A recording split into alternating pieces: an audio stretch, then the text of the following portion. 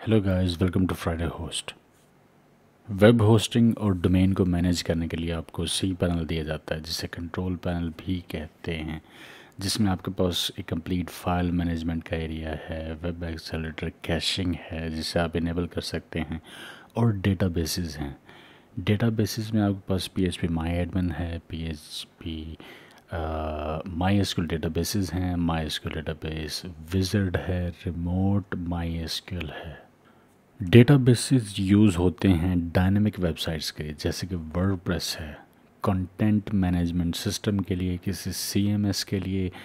जब आपको एक वेबसाइट चाहिए जो कि डायनेमिक हो और आप चाहते हैं कि उसे एडिट कर सकें, तो फिर इस किस्म के CMS यूज़ किए जाते हैं। और ये CMSs डेटाबेसेस यूज़ करते हैं डेटा को स्टोर करने के लिए। एक आपकी फाइल्स होती हैं स्टैटिक, जैसे HTML पेज है, CSS फाइल है स्टाइलिंग के लिए, जावास्क्रिप्ट है डॉम मैनिपुलेशन के लिए।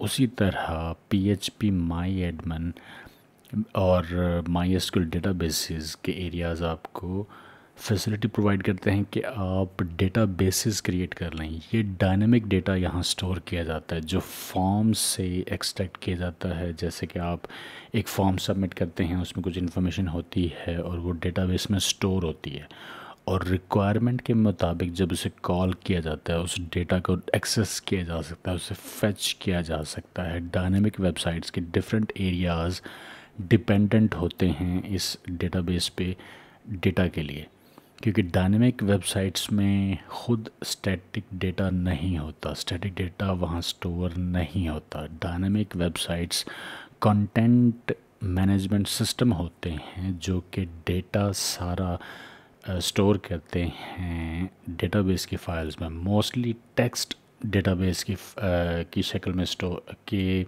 डेटाबेस में स्टोर होता है। इमेजेस के केस में इमेजेस आपके फाइल सिस्टम में और रूट डायरेक्टरी आपकी वेबसाइट में ही कोई इमेजेस का फ़ोल्डर होगा या अपलोड्स का फ़ोल्डर होगा, उसमें इमेजेस स्टोर हो रहे होंगे। बाकी टेक्स्ट जितना भी है वो डेटाबेस में स्टोर होता है, और यूज़र की इंफॉर्मेशन, यूज़र नेम, पासवर्ड्स, वो डेटाबेस में सिक्योरली स्टोर होते हैं। हम इन एरियाज़ को देखते हैं कि ये एरियाज़ हमें क्या प्रोवाइड करते हैं सी पैनल के अंदर। तो हमारे पास सबसे पहले है PHP माई एडमिन। आप जो डेटाबेसेस क्रिएट करते हैं वो डेटाबेसेस यहाँ लिस्ट होते हैं। जैसे कि आपको यहाँ एक डेटाबेस नज़र आ रहा है जो कि एम्प्टी है, और इसके अलावा यहाँ डेटाबेस सर्वर जो है, इसकी इन्फॉर्मेशन में आपको नज़र आ रहा है कि ये सर्वर टाइप इसका जो है वो पिरकोना सर्वर है, और ये लोकल होस्ट से कनेक्ट होगा। आपको यहाँ इसका सर्वर वर्जन नज़र आ रहा है, और इसके अलावा यहाँ डेटाबेसेस यूजुअली लोकल होस्ट पे, वैम पे या जैम पे, अगर आप इस एरिया को देखें तो यहाँ आप डेटाबेसेस क्रिएट कर सकते हैं। लेकिन यहाँ वो फैसिलिटी नहीं है, क्योंकि सी पैनल में आप डेटाबेसेस क्रिएट यहाँ से करते हैं माई एसक्यूएल डेटाबेसेस के एरिया से। एसक्यूएल माई एसक्यूएल डेटाबेसेस और यूज़र्स यहाँ इस एरिया से क्रिएट करते हैं, और यहीं उनकी परमिशंस भी सेट करते हैं। तो PHP माई एडमिन ये है, ये जस्ट डेटाबेसेस एक्सप्लोर करने के लिए है, या डेटाबेसेस को डायरेक्टली एडिट करने के लिए, इन केस अगर आप एडिट करना चाहते हैं तो।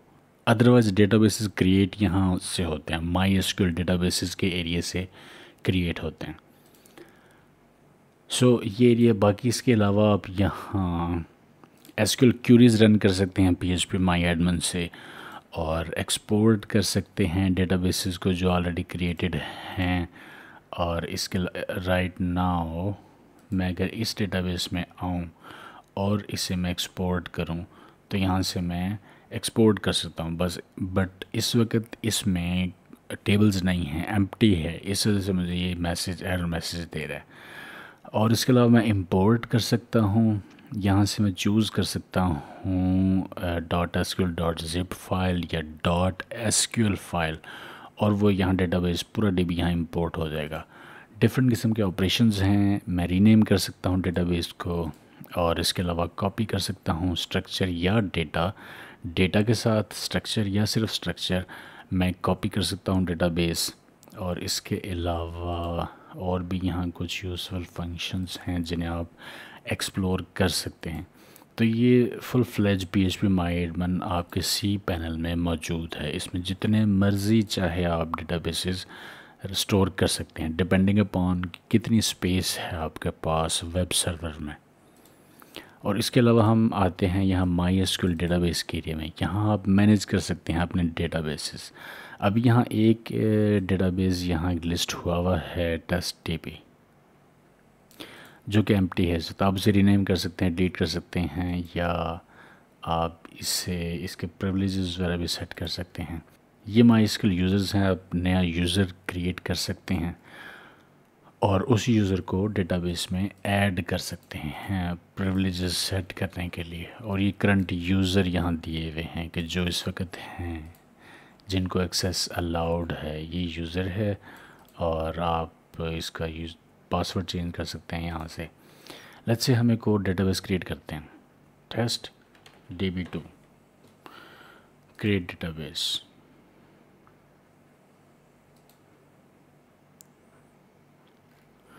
सो ये TestDB2 डेटाबेस क्रिएट हो चुका है, लेकिन इस डेटाबेस का नाम, ये नाम अंडरस्कोर TestDB2 कंप्लीट नाम ये है, क्योंकि आपको प्रीफिक्स वो लगाएगा साथ डेटाबेस के नाम के।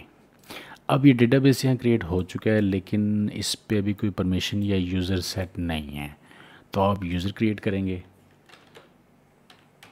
TestDB2 user. इसका पासवर्ड दे दें कुछ भी,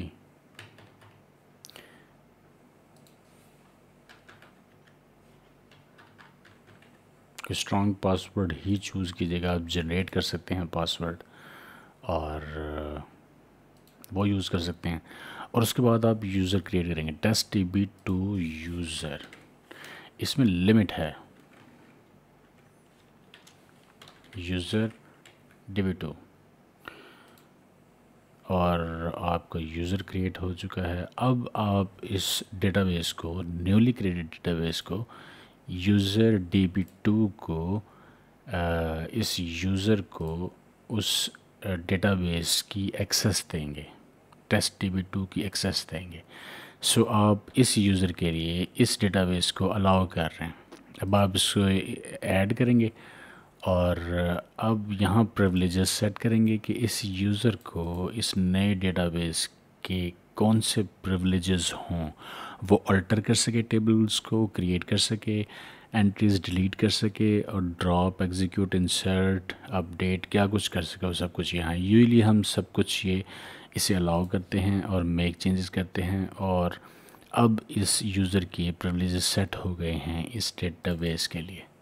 यहाँ से हम गो बैक जाते हैं और नाउ वी आर सेट। अब जो है ये यूज़र इनेबल हुआ है और इस डेटाबेस के लिए। अब आप इसे यूज़ कर सकते हैं। अब देखें, हमने यहाँ एक डेटाबेस क्रिएट किया है। अब मैं दोबारा अगर PHP MyAdmin में आऊँगा यहाँ, तो मुझे यहाँ ये शो होना चाहिए। अब इसके अंडर ये देखिए, दूसरा जो हमने डेटाबेस क्रिएट किया था वो यहाँ है। और यहाँ से आप इसमें टेबल्स क्रिएट कर सकते हैं और इसे यूज़ कर सकते हैं। तो यूँ आप डेटाबेस क्रिएट करते हैं। लेकिन यूजुअली आपको डेटाबेसेस क्रिएट करने की ज़रूरत इस तरह नहीं पड़ती। या तो आप माइग्रेशंस चलाते हैं, या आप लोकल होस्ट पे एक साइट क्रिएट करके लाते हैं जिसके डेटाबेस ऑलरेडी होता है। और उस केस में आप, अगर आपके पास ऑलरेडी डेटाबेस है, तो आप इंपोर्ट करेंगे उस डेटाबेस को, तो डेटाबेस यहाँ आ जाएगा और उसकी फाइल्स रखेंगे अपने रूट पे जो आपके होस्टिंग का है। तो वो आपकी फिर साइट यूज़ करने शुरू हो जाएगी उस डेटाबेस को, गिवन दैट कि आपने user name, host name, user name, password provide किया है उसे। इसी तरह ये एरिया है जिसमें डेटाबेस विज़ार्ड है। सेम आप लेट्स से DB3 हम यहाँ क्रिएट करते हैं, नेक्स्ट स्टेप, और हम उसका यूज़र क्रिएट करते हैं, यूज़र 3।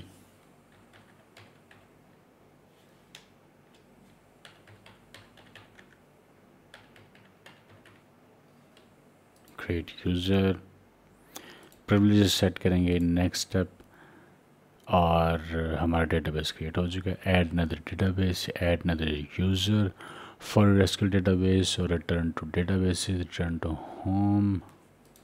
तो ये विजिट था। अगर आपको इस सिनेरियो में इशू है तो आप विजिट यूज़ कर सकते हैं। यहाँ से माई एसक्यूएल डेटाबेस विजिट। अब ये रिमोट माई एसक्यूएल है, आप ये भी ऐड कर सकते हैं रिमोट। यहाँ से होस्ट ऐड करेंगे, कमेंट ऐड करेंगे, और आप ऐड होस्ट करेंगे तो होस्ट, रिमोट होस्ट ऐड हो जाएगा। तो ये एरियाज़ हैं आपके डेटाबेस से रिलेटेड। कंप्लीट आपके पास यहाँ डेटाबेस मैनेजमेंट का सॉल्यूशन है। आप डेटाबेसेस इंपोर्ट कर सकते हैं, एक्सपोर्ट कर सकते हैं, डेटाबेसेस को व्यू कर सकते हैं, एडिट कर सकते हैं, या आप डेटाबेसेस क्रिएट कर सकते हैं और डेटाबेसेस को मैनेज कर सकते हैं। That's it for this video guys. अगर आपको वेब होस्टिंग या डोमेन चाहिए तो फ्राइडे होस्ट की वेबसाइट विज़िट करें, व्हाट्सएप, लाइव चैट या ईमेल के थ्रू मैसेज करें। जैज़ कैश के ज़रिए आप डोमेन और होस्टिंग परचेज़ कर सकते हैं। लाइक के बटन पर क्लिक करें, और अगर आपने चैनल को सब्सक्राइब नहीं किया तो सब्सक्राइब करें। Thank you for watching this video. Until next time, take care.